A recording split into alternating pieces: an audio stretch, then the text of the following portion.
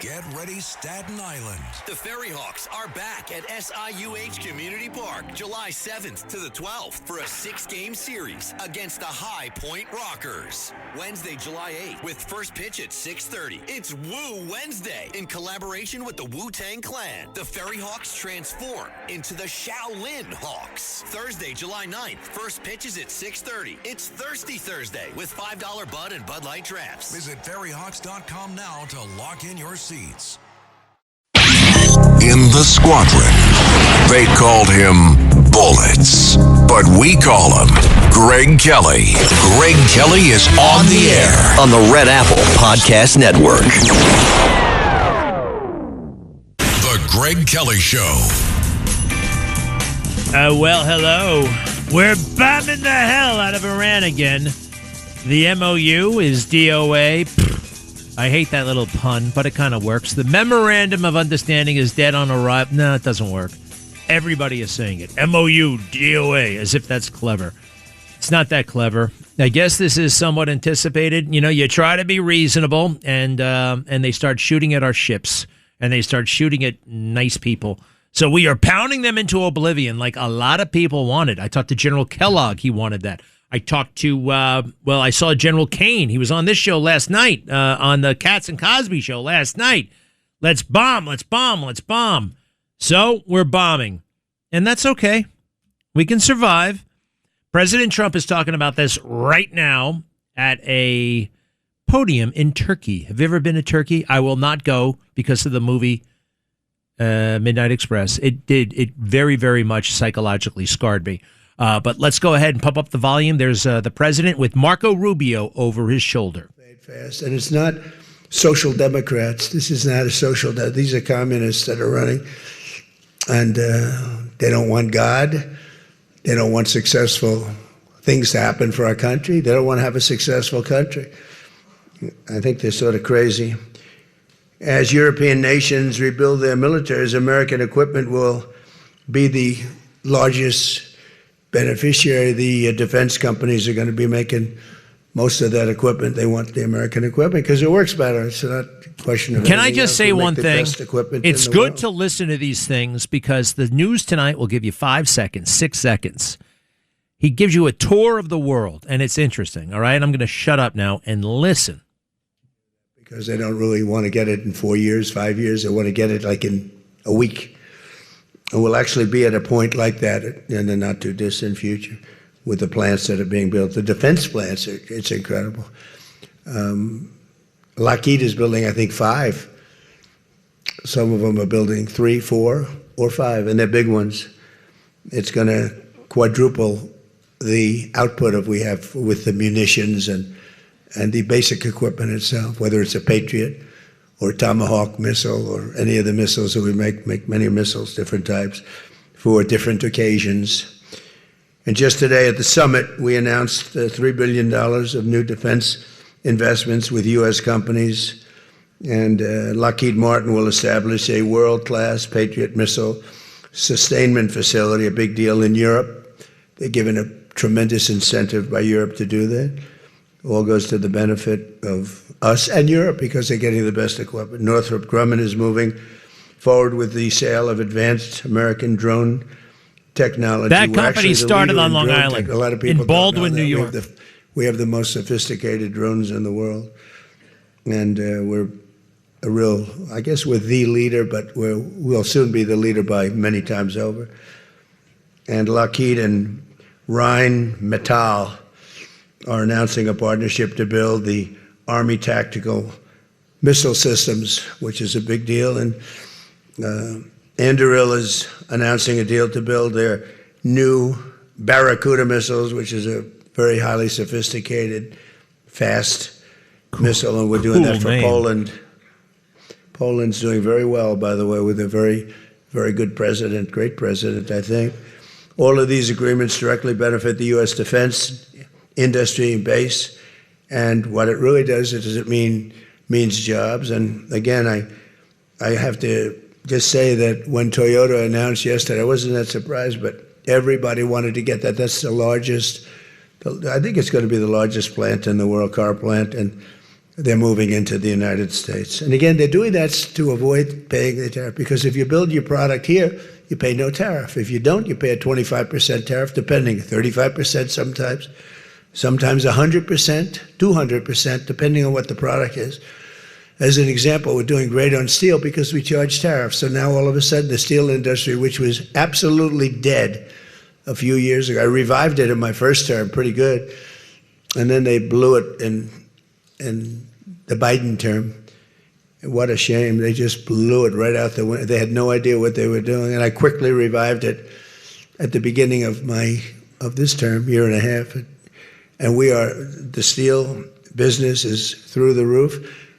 We don't even make aluminum anymore. Now we're going to have the largest aluminum plant in the world being built in Oklahoma. I love Oklahoma. 77 out of 77 counties, 3 times. And it's great. It's a great state.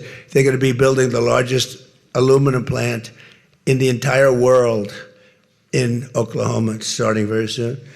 Over the course of the past 2 days, I had a number of excellent discussions with other leaders at the summit and held productive bilateral meetings with essentially all of them. We had dinner last night. Just about all of them were there.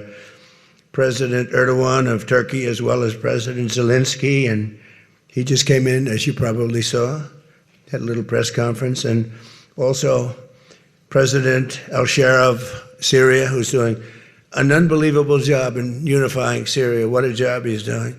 Syria was a mess with what happened with the previous government, you know that. Very dangerous place, and now it's just come together. He's done a fantastic job. People are talking about it.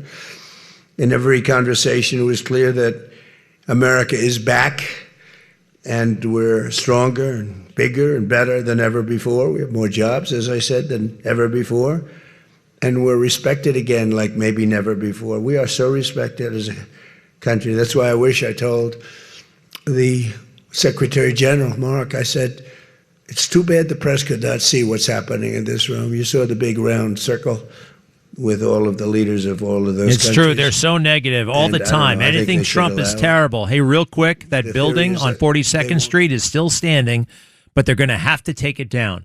That's the only solution that I'm hearing to this situation. They're going to take down the top 16, whatever they are.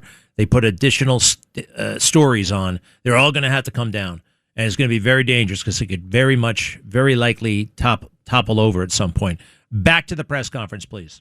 And I want to thank President Erdogan, Turkey, and President, so many of the presidents, prime ministers.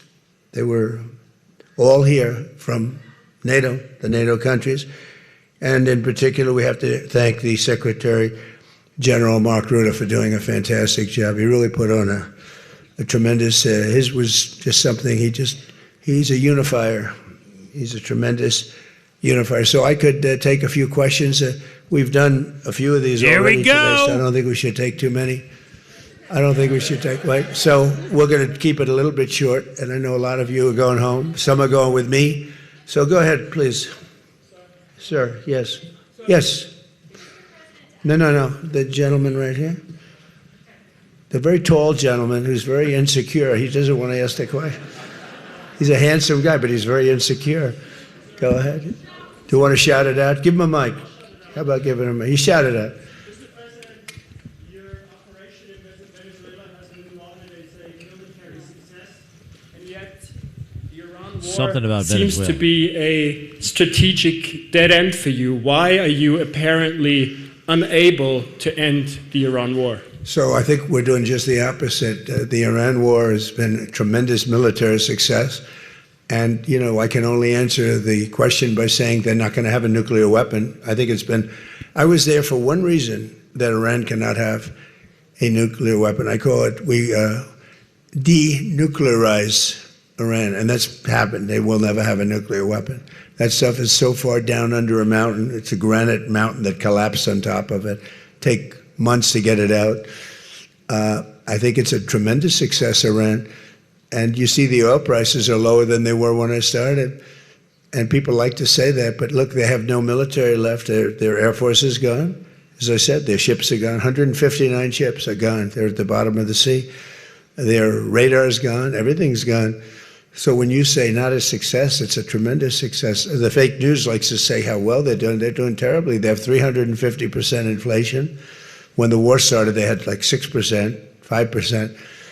They want to make a deal, but they don't know how to make a deal. And then they go around shooting ships at night. I don't like that. They're dealing with very fine people. They're dealing with Steve Witkoff. They're dealing with Jared Kushner and J.D. Vance. And they're dealing with Marco and Scott. They're dealing with great people, but I don't know. I think they're a little loco. They're a little crazy. But they told us they'd like to go to the funeral of a person who was killed a lot of people. Khomeini killed a lot of people over the years, and there for a long time. Don't forget, what we did should have been done 47 years ago. It could have been done any time within 40. This has gone on for, they were the bully of the Middle East. So they're a much different country. Now, in one day, all of their anti-aircraft things are gone. That doesn't mean they're not going to get a plane at some point. But all of it's gone. Everything's gone. Their leaders are gone. They had leaders, they're gone. And they had another set of leaders, they're gone. Now they have another set of leaders, they may be gone. Who knows? And you know what? I may be gone too, because I'm their number one target. It's out all over the place. I'm their number one, because they're scum. That's the way they act, and that's the way they've done it for 47 years.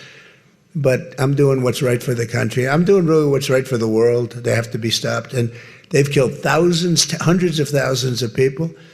They killed 52,000 protesters over the last 3 months. So when you say we're not doing well, I think we're doing phenomenally well. Our military has been incredible. Plus, we had a blockade. Did we have a blockade? Did you ever see a blockade work that way? For you that said we're not doing well there. We did great in Venezuela. That was a one-day war, and they're very good military. It's a very military country. We took out one of the worst human beings in the world, Maduro, and he's in jail waiting for trial.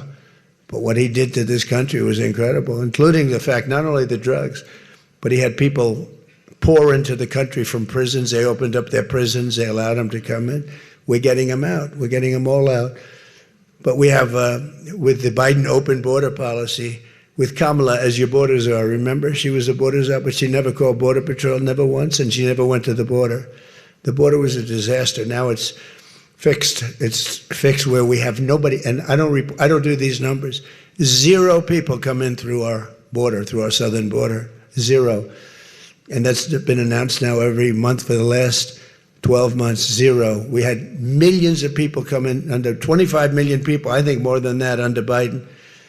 And they weren't people that you want, and for the most part, they were drug dealers. They were escaped from, think of it, all the prisons, and I'm not just talking about from South America, I'm talking about from the Congo, I'm talking about from all over the world. The prisons were emptied out. They were emptied out into our country. But they had the worst murderers. We had people allowed in our country that should never, and they walked in through an open border policy. And all I'm saying is that you're lucky we won this election. Yeah, please. Go ahead. Go ahead. No, yes, go ahead.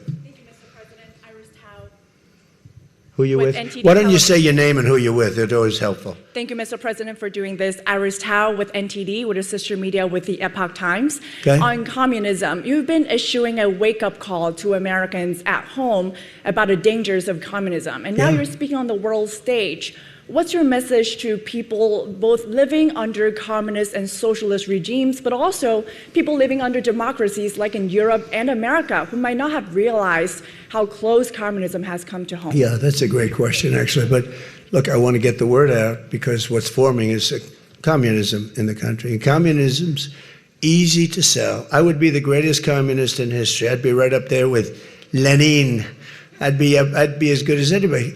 You've got free rent for the rest of your life. What they don't say is that you'll be living in squalor in 12 months. You've got a free house. Would anybody like to have a free house? We'll take it away from somebody. We'll give it to you. You'll have murders all over the place. Communism's a disaster. It's been proven to be for thousands of years. Anybody ever see Dr. Zhivago? That's a great anti-communist movie. Who's talking anti-communist these days? Other than him. He's got to get the word out. You know what? People have forgotten. People don't get the word out. All right. We'll have he said it's going to be a short one. We got to take a quick break. We'll see if he's still talking. We're going to get to the bottom of that building possibly falling down and much, much more. Be right back. Greg Kelly. Let's go, Brandon.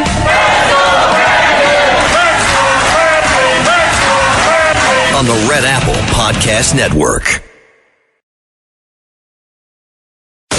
Greg Kelly. On the Red Apple Podcast Network.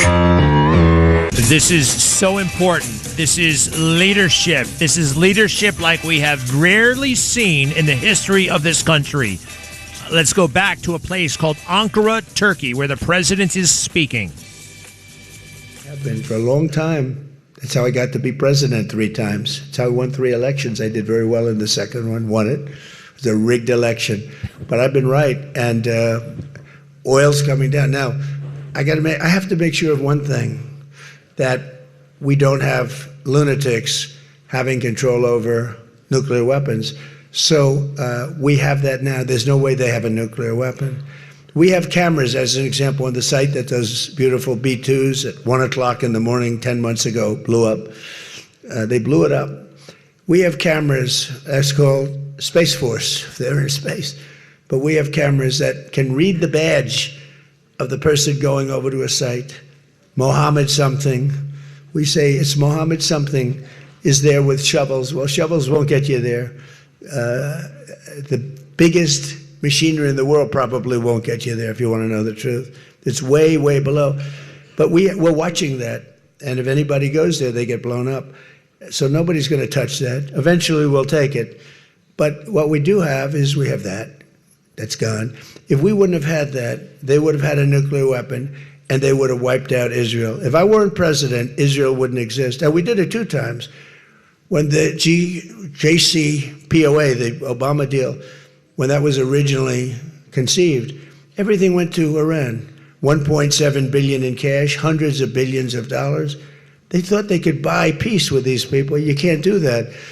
So the big thing we have is more important than anything we can talk about is you can't let lunatics have nuclear weapons. And we've stopped that. And that should have been stopped on a couple of other occasions, too, with different countries, but they didn't do that. Yeah, please.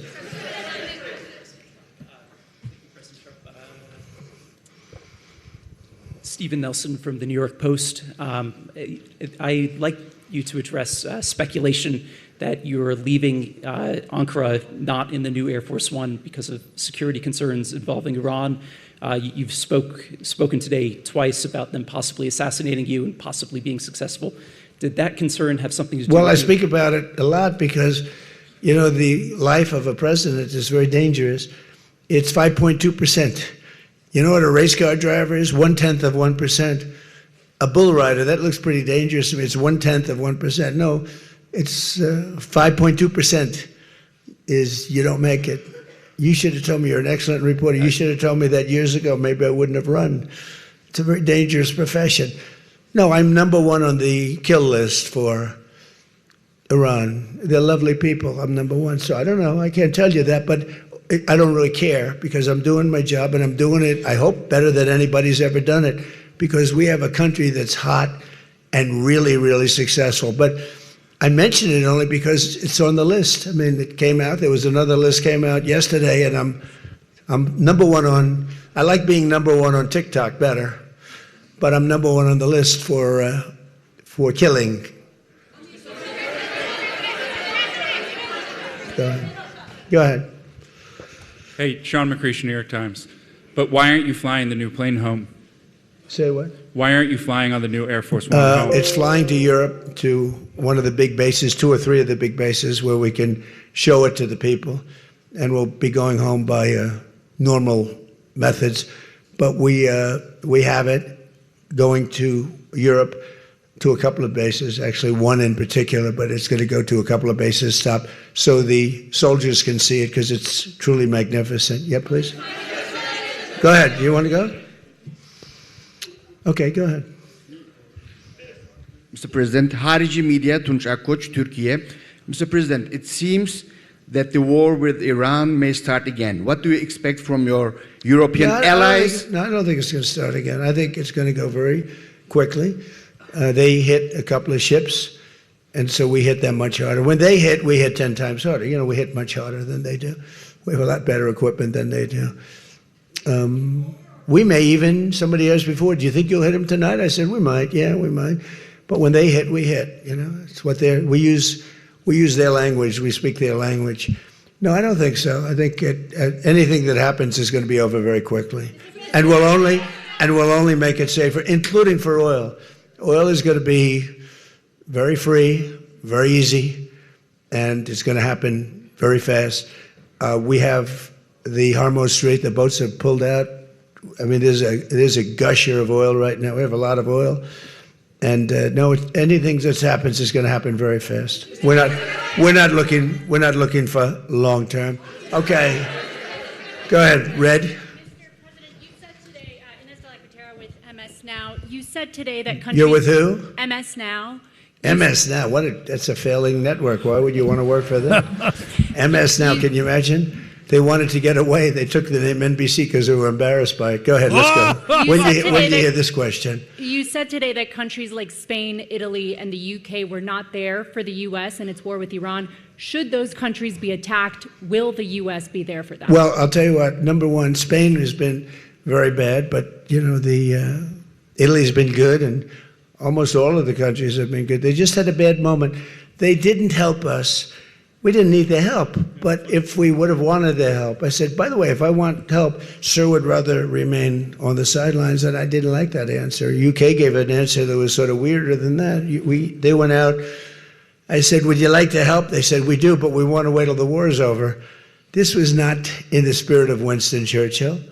So, yeah, I mean, I'll tell you what, I can only say if there's one word that comes out of today, it's unification. I've never seen anything like it. Every one of those countries, they love us, they love each other. That was tremendous unification. It was a nice thing to say, and it was a very fair question, too. Yeah, green? Yeah, you're wearing green, right? Thank you, Mr. President. Eda Turul from Haber Global TV, Turkey.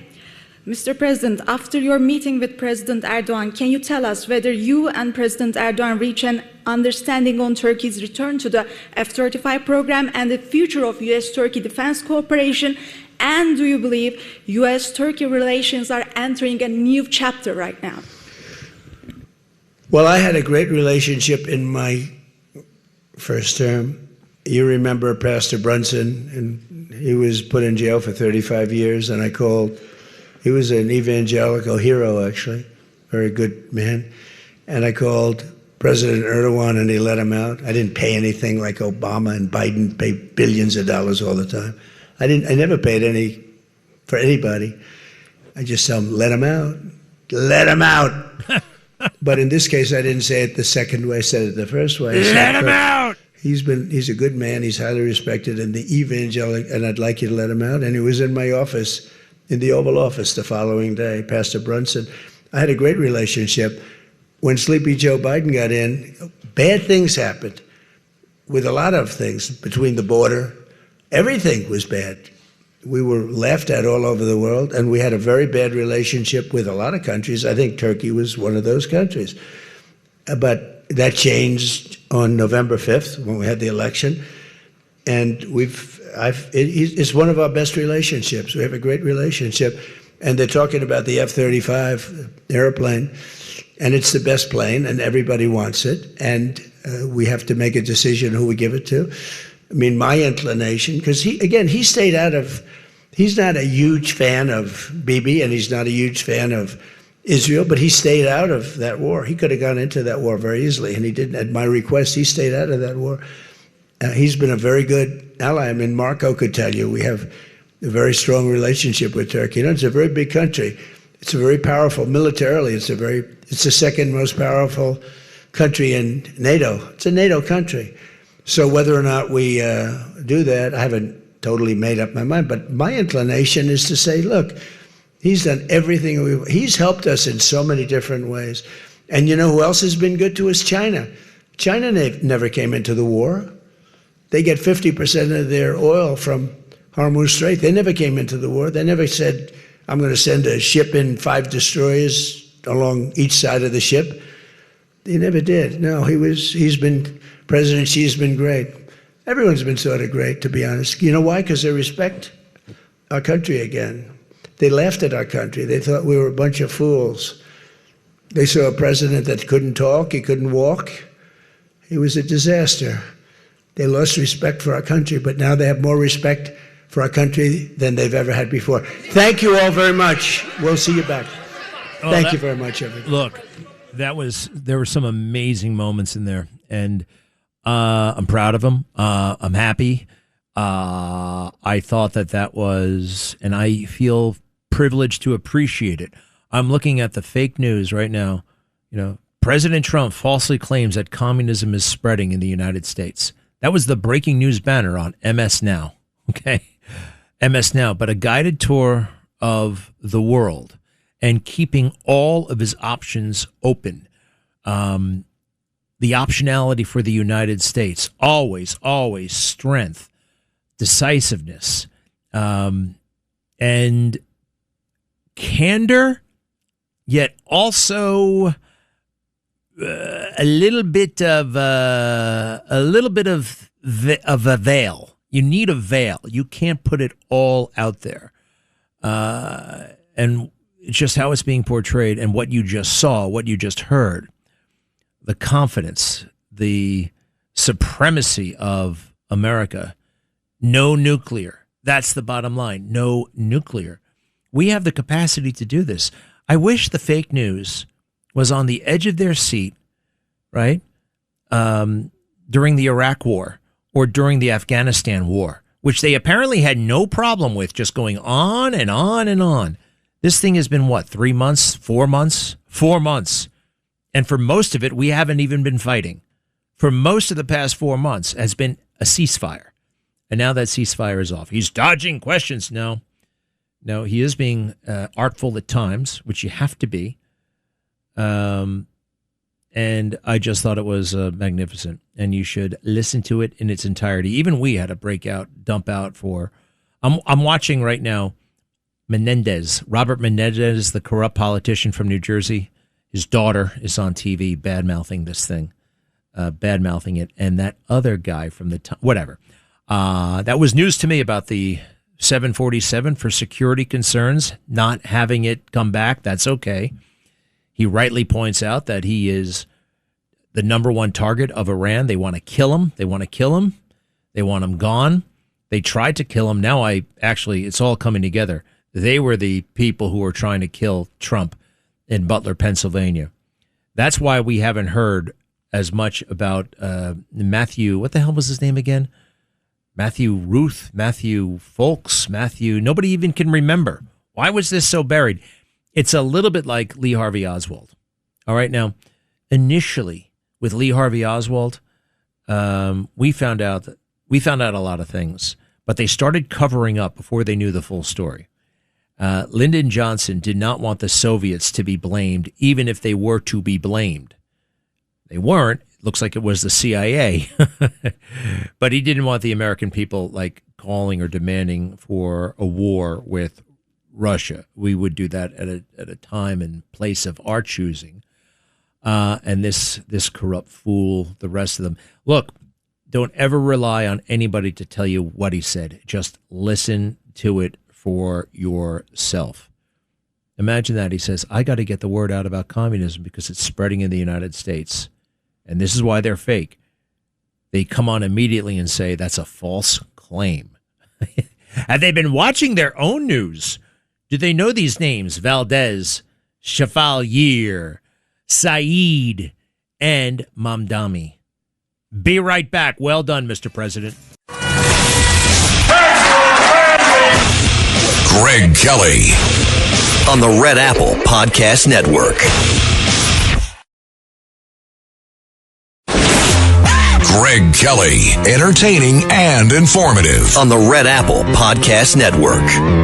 At best. I remember having that StarTAC from Motorola. I felt like Captain Kirk.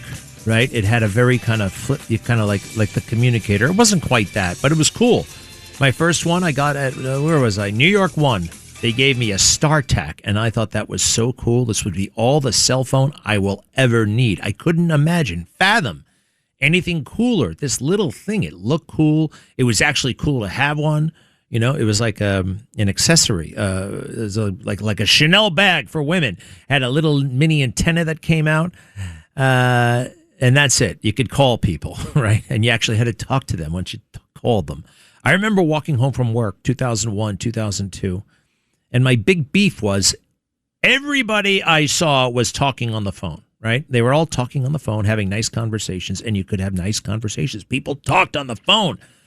That was like very healthy compared to what now, right? Everybody's just looking at that stupid thing. And I like to spy on what people are actually looking at on their phone. And invariably, it's something stupid or a total waste of time. It's not going to help them become whatever the hell it is they want to be. It's a game. It's Instagram. And there's some good things in Instagram, but, you know, there is something called too much of a good thing. Have you ever heard that? I mean, how many videos about inspiration can you watch? Right? Oh, my God, this is such a great video about how to get great abs. Nobody wants to do the part about getting the great abs. We just want to look at the videos all day long, and there are practical things that are happening. I knew it would happen. We'd start having big plane crashes again. We're having weird moments in the air. We'd start having literally, and I've said it on this show, buildings are going to start to fall down because they're going to build them crooked. They are going to think, oh, the computer can take care of all of it. The computer's going to take care of all of it. It's gotten worse with artificial intelligence. AI is going to fix this. Do you realize how stupid AI is? You have to be on it. You have to be on it. I remember my brother telling me a long time ago, he said, I was like, wow, computers are so smart. And he said, no, actually, computers are not that smart. Like, what do you mean by that? Well, if you tell a computer to put on their shoes and socks, they will put on their shoes and then they will put on their socks, right? The shoe will go on first, followed by the socks. When you think about it, when you put on your shoes and socks, that's how you say it. You don't say put on your socks and shoes. It's right. That's the computer will take you literally. Now, artificial intelligence is better about that, right? They will say, no, I'm supposed to put on my socks first and my shoes. Maybe they'll get it right. You've got to be on it like a hawk. Probably the first time it will get it right. And then out of the blue, it's going to make a mistake. You're going to be dazzled by the initial results of artificial intelligence because it's going to look accurate. It's going to feel accurate. It's going to look like, yeah, this is something I can use for my presentation at work tomorrow. This is something I can use for the architectural plans that the boss has been waiting on. This is, I can. Nope. I am working on a massive project right now. First of all, I used to do these little things. I told you this story. I used to write essays for the newspaper. It would take me maybe 4 days of solid writing. 4 days. I'd write at night. I'd write it early in the morning, and I have to sweat it out. It doesn't come easy. But I'd work on it. And I might have a friend, what do you think of this? I think it's pretty good. And then I'd go knocking on the New York Times door. And I'm basically batting 1,000. Every time I try to get something published, they would publish it. The New York Times, the Wall Street Journal, the Daily News, a couple of other publications. I was knocking it out of the park. And then earlier this year, I was like, wow, I want to write this thing, but I don't have the time. Maybe I'll get artificial intelligence to do it. I can't spend 4 days writing this thing. I'll give it a couple of hours. So I asked artificial intelligence. This was in February. It's July, and I'm still working on the thing. It's July. And I'm like, I just should have done it the old-fashioned way. Maybe, but actually the project is now bigger, more complex, more impactful than it would have been had I just done it the old-fashioned way. But it's still ongoing. It's made me better. Artificial intelligence, as it makes mistakes, and I correct the mistakes, and I see the mistakes it's making, it's taken me to new places. Most people are not using that. Most people don't realize that about artificial intelligence. I wonder what the real story is for this building almost collapsing. right? What are we going to find out for real? Was it somebody relying too much on artificial intelligence and computers? That's one of the reasons why we didn't get Rex Heuermann 20 years ago. 20 years ago, we had enough evidence to get Rex Heuermann, the Gilgo Beach serial killer. But the computer didn't say it. Oh, the computer says this. Oh, and then there was, if only we had a computer. It was a big, gross, sloppy bag of mistakes that let Rex Heuermann go free. And one of them was over-reliance on computing and at the same time, over-reliance and under-reliance. They weren't doing the legwork themselves, and they put data into the computer, and when they didn't get the answer, they gave up. They largely gave up. So that's like an existential issue we're gonna be dealing with. Let's see here. Is there anything new on that guy in Maine, Graham Plattner? Graham, if you're listening, do not quit this race. You've got literally nothing to lose. You have literally nothing to lose other than the Senate race, and I think you will be beat by Susan Collins, which is what I want. But for a host of reasons that we will discuss, this guy should not drop out of the race. And if there are any dudes out there, this applies to you. You don't want this guy to quit, because if he quits, it's almost like that Kavanaugh thing. Every guy out there is vulnerable, all right? We don't want that to happen. Be right back. Well done, Mr. President. Thanks for listening to The Greg Kelly Show. You can hear The Greg Kelly Show weekdays at 12:15 on 77 WABC. If you like the podcast, share it with your friends and listen anytime at WABCRadio.com and download the WABC Radio app. Hit that subscribe button on all major podcast platforms. Plus, follow WABC on social on Instagram, TikTok, Facebook, and X. See you next time for a new episode, so you never have to wonder. What the heck is going on here? Anyone can sell electronics. At Electronics Expo, they do more than sell products. They design, install, and support complete technology solutions. From home theaters and whole home audio to lighting, shades, automation, networking, security cameras, and premium entertainment systems. For over 22 years, they've helped thousands of homeowners experience technology at its very best. See the difference for yourself. Visit their Wayne or Paramus stores in New Jersey or shop now at electronicsexpo.com.